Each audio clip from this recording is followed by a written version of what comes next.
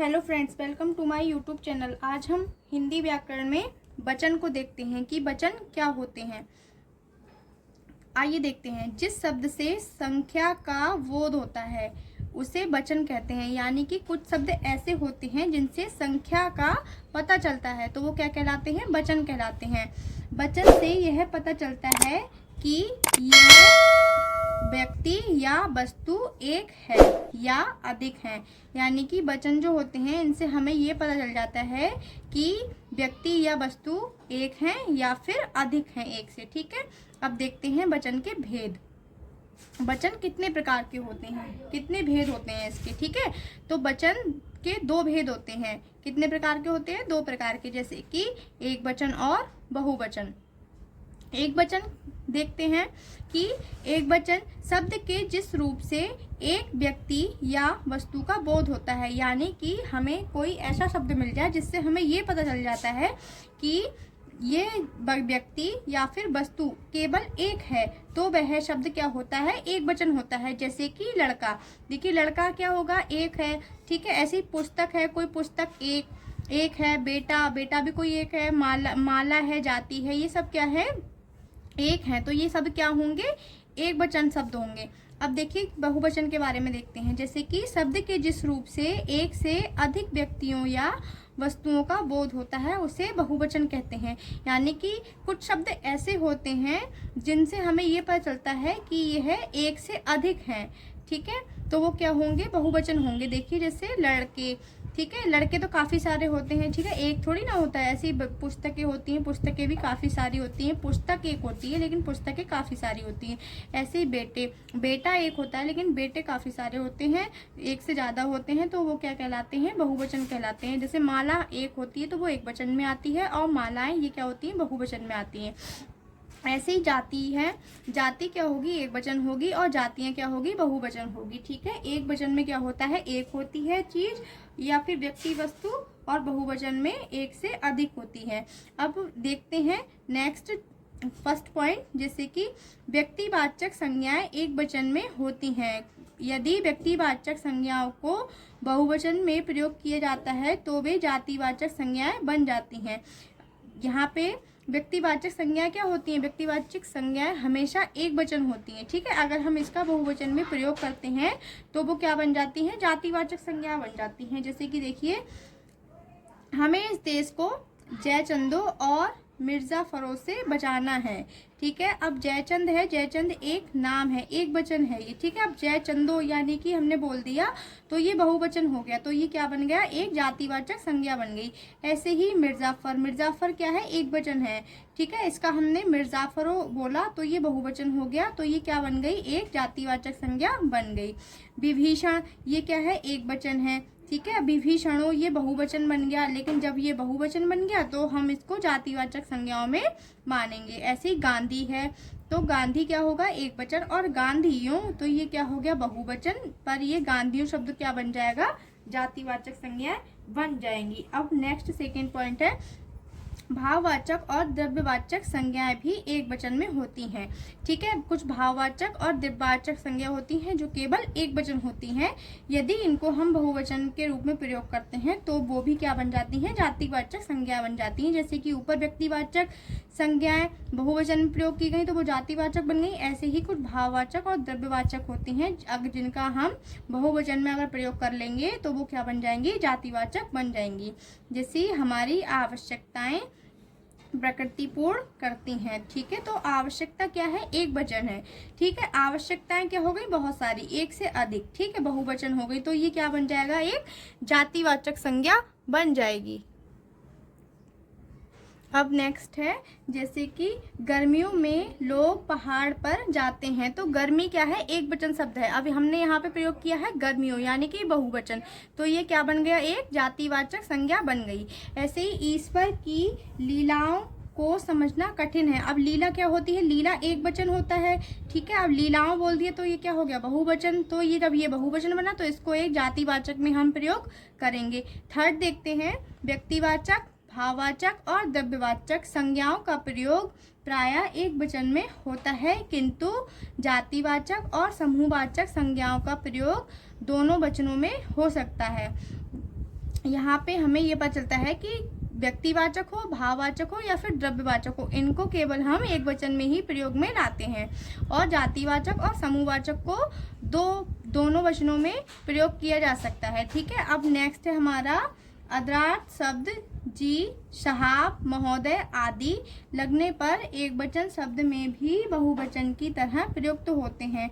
यानी कि ये वाले जो शब्द हैं जी, साहब, महोदय, ये सब क्या है, एक वचन शब्द भी क्या होंगे, बहुवचन के रूप में भी प्रयोग किए जा सकते हैं। ठीक है, जैसे पिताजी समाचार पत्र पढ़ रहे हैं, सिंह साहब आज कलकत्ता जा रहे हैं, अध्यापक महोदय में हिंदी पढ़ा रहे हैं। तो ठीक है, ये एक वचन शब्द भी हम क्या करते हैं, बहुवचन की तरह प्रयोग कर सकते हैं। कुछ शब्द सदैव बहुवचन में प्रयोग होते हैं, यानी कि कुछ शब्द ऐसे होते हैं जो केवल बहुवचन में प्रयोग में लाए जाते हैं, जैसे कि समाचार, हस्ताक्षर, लोग, भाग्य, प्राण, दर्शन, आंसू, ओठ, बाल, ये शब्द जितने भी हैं, ये शब्द हमेशा से बहुवचन में ही प्रयोग में लाए जाते हैं। इनको एक वचन में हम प्रयोग नहीं कर सकते। अब देखते हैं एक वचन से बहुवचन बनाने के नियम। हम एक वचन से बहुवचन किस तरीके से बना सकते हैं। देखिए, एक वचन से बहुवचन बनाने के नियम सरल हैं। प्रमुख नियम निम्नलिखित हैं, जैसे कि पुल्लिंग शब्द के अंतिम में आ का ए हो जाता है। यानी कि शब्द कुछ ऐसे होते हैं जिनको एक वचन से बहुवचन हम जब बनाते हैं तो आ की जगह क्या हो जाता है, ए हो जाता है। देखिए, जैसे एक वचन, ये जितने भी शब्द हैं वो सब हमारे एक वचन है, और यहाँ पे जितने भी शब्द दिए गए हैं वो सब बहुवचन है। अब देखिए, एक वचन में जितने भी शब्द हैं उनके अंतिम में आ आएगा। देखिए, जैसे मेला, आया, ठेला, देखिए आ की ध्वनि निकली, कमरा आ की ध्वनि निकली, पहिया आ की ध्वनि निकली, कपड़ा आ की ध्वनि निकली, लास्ट में बच्चा आ की ध्वनि निकली। तो यहाँ पे आ की जगह क्या हो जाएगा, ए हो जाएगा। तो मेला की जगह ए, अगर हम आ की जगह ए लगा देंगे तो मेले। ठेला, आ की जगह क्या लगाएंगे, ए, तो ठेले। कमरा, आ की जगह क्या लगाएंगे, ए, यानी कि कमरे। ऐसे ही पहिया, आ की जगह क्या लगाएंगे, ये, यानी कि पहिए। कपड़ा, आ की जगह क्या लगाएंगे, ए, यानी कि कपड़े। बच्चा, आ की जगह ए, यानी कि बच्चे। रास्ता, आ की जगह ए, यानी कि रास्ते। आला, आ की जगह ए, यानी कि आले। बेटा का बेटे, लड़का का लड़के, कौवा का कौवे, पंखा का पंखे, चश्मा का चश्मे। यहाँ पे जितने भी शब्द दिए गए हैं एक वचन में, जिनके लास्ट में अंतिम शब्द जो है उसमें आ की ध्वनि निकलती है, वहाँ आ की जगह जब हम ए कर देते हैं तो वो बहुवचन बन जाते हैं। ठीक है, अब नेक्स्ट है कुछ विशेष देखते हैं। संस्कृत के आक्रांत शब्दों और संबंध सूचक शब्द में यह नियम लागू नहीं होता है। यानी कि यहाँ पे संस्कृत के कुछ शब्द हैं ऐसे जो संबंध सूचक हैं, उनमें अगर हम आ की जगह ए लगा देते हैं तो ये वहाँ पे ऐसा नियम प्रयोग नहीं होता है, वहाँ एक वचन की जगह बहुवचन नहीं हो जाता है। जैसे कि नाना, पिता, नाना, फूफा, दादा, पापा, देवता, नेता, सखा, योद्धा, दाता, कर्ता। ठीक है, अब सेकंड है, जो पुल्लिंग शब्द आक्रांत नहीं होते हैं, बहुवचन बनाते समय इनका रूप परिवर्तन नहीं होता है। मतलब कुछ शब्द पुल्लिंग ऐसे होते हैं जो आक्रांत नहीं होते हैं, उनका जब हम रूप परिवर्तित करते हैं, बहुवचन जब बनाते हैं तो उनका रूप परिवर्तन नहीं होता है। देखिए, जैसे बाघ शब्द है, ठीक है, ये क्या है, हम इसको बाघ शब्द को बहुवचन बना रहे हैं, तो ये क्या होगा, इसका रूप परिवर्तन नहीं होगा। ठीक है, उनके पूर्व संख्यावाची लगाकर बहुवचन बनाते हैं। ठीक है, इसमें क्या करेंगे, हम एक कोई ना कोई संख्या लगा देंगे, जैसे 1, 2, 4, 5। ठीक है, ये सब जब हम लगा देंगे तब ये क्या बन जाएंगे, बहुवचन बन जाएंगे। देखिए, जैसे बाघ है, पुल्लिंग शब्द है ये। ठीक है, अब हम इसको बहुवचन अगर बनाना है तो इसको क्या करेंगे, हम संख्या लगा देंगे इसके आगे। देखिए, जैसे एक बाघ, तो हम पता चल गया एक वचन हो गया।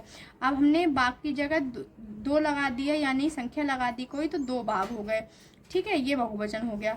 ऐसे ही आम है, आम की जगह हमने लिख दिया एक आगे। ठीक है, तो एक, ये क्या होगा, एक वचन, यानी कि एक आम, ये एक वचन में गया। और ऐसे ही आम शब्द है, ये पुल्लिंग शब्द है। ठीक है, इसमें हमें क्या लगा दिया, 5। ठीक है, 5 एक संख्या है, तो संख्या से हमें पता चल रहा है कि एक आम 5 है, यानी कि एक से अधिक है, तो ये क्या हो जाएगा, बहुवचन में प्रयोग किया जाएगा। यानी कि अब नेक्स्ट है माली, एक माली, ठीक है। तो यहाँ 3 माली, ठीक है। तो ये शब्द कुछ ऐसे हैं पुल्लिंग शब्द, इनका हमने जब बहुवचन बनाया है तो यह इनको बहुवचन बनाने के लिए हमने संख्या का प्रयोग किया है, ठीक है, तभी ये बहुवचन बन पाए हैं। अब कुछ असीमित संख्याओं को प्रदर्शित करने के लिए पक्षी तथा मनुष्यों के लिए लोग, जन, गण, वृंद, वर्ग आदि शब्द भी जोड़े जाते हैं, जैसे मित्र, ठीक है। इसका जब हम बहुवचन के रूप में प्रयोग करेंगे तो क्या लगाएंगे, लास्ट में या तो लोग लगा देंगे, जन लगा देंगे, गण लगा देंगे, वृंद लगा देंगे या फिर वर्ग लगा देंगे। जैसे कि मित्र के साथ लोग लगा दिया, पाठक के साथ गण, गुरु के साथ जन, पक्षी के साथ वृंद, बंधु के साथ जन, लेखक के साथ वर्ग, तो लेखक वर्ग, ठीक है। मित्र लोग, पाठक गण, गुरु जन, पक्षी वृंद, बंधु जन, लेखक वर्ग। नेक्स्ट है हमारा स्त्रीलिंग इकारांत और ईकारांत शब्द के अंत में ई और बड़ी ई के स्थान पर इया हो जाता है। क्या हो जाता है, छोटी और बड़ी के स्थान पर इया हो जाता है। जैसे कि सीपी में इया लगा दो तो क्या हो जाएगा, सीपियाँ। रीति में इया लगा दीजिए तो रीतियाँ। विधि में इया लगाइए तो विधियाँ। नाली में इया लगाइए नालियाँ। रानी में इया लगाइए रानियाँ। खुशी में इया लगाइए तो खुशियाँ। रोटी में इया लगाइए रोटियाँ। धोती में इया लगाइए धोतियाँ। टोपी में इया लगाइए टोपियाँ। नारी में इया लगाइए नारियाँ। स्त्री में इया लगाइए स्त्रियाँ। बोली में इया लगाइए तो बोलियाँ हो जाएंगी, ठीक है। ई की जगह छोटी ई और ई की जगह बड़ी ई की जगह पे हम इया लगा देंगे यहाँ पे। अब नेक्स्ट है हमारा, यदि स्त्रीलिंग शब्द के अंत में इया हो। अभी तक तो हमने क्या देखा था, ई और बड़ी ई की जगह इया लगाया। अब यहाँ पे इया ही हो तो फिर इया लगा देंगे, ठीक है। यहाँ पे चंद्र बिंदु लगा देंगे ऊपर। तो चिड़िया है, इया पहले दिया हुआ है तो इया कर देंगे यहाँ पे, यानी कि चिड़िया। गुड़िया इया है, यहाँ पे इया कर देंगे यानी कि गुड़िया। अब लुटिया इया है तो यहाँ पे लुटिया। ऐसे ही डिबिया डिबिया, कटिया कुटिया, चुईया चुईया, ठीक है। ऐसे ही अन्य स्त्रीलिंग शब्द के अंत में ए लगाते हैं। क्या लगाते हैं, ए। जैसे ये शब्द क्या है, माता, ये शब्द है स्त्रीलिंग, ठीक है। अब हम इसको बहुवचन में प्रयोग में लाना चाह रहे हैं तो हम क्या लगा देंगे, ए लगा देंगे। जैसे कि माता है, माला है, कन्याएं, लता है, शाखाएं, बालाएं, कथाएं, सूचना का सूचनाएं, साला का सालाएं, आँख का आँखें, कला का कलाएं, महिला का महिलाएं। देखिए सब में ए आया है, क्या आया है लास्ट में, ए आया है, ठीक है। इसमें लास्ट में क्या लगा देंगे, हम सब में ए लगा देंगे, ठीक है। लेखिका का लेखिकाएं, बाधा का बाधाएं, यात्रा का यात्राएं, जटा का जटाएं, घटा का घटाएं, बहन का बहनें, जीव का जीभें, ठीक है। ये सब क्या हो जाएंगे, स्त्रीलिंग। अगर हम शब्द कोई भी बहुवचन के रूप में प्रयोग करना चाहते हैं तो यहाँ पे ए का प्रयोग करेंगे।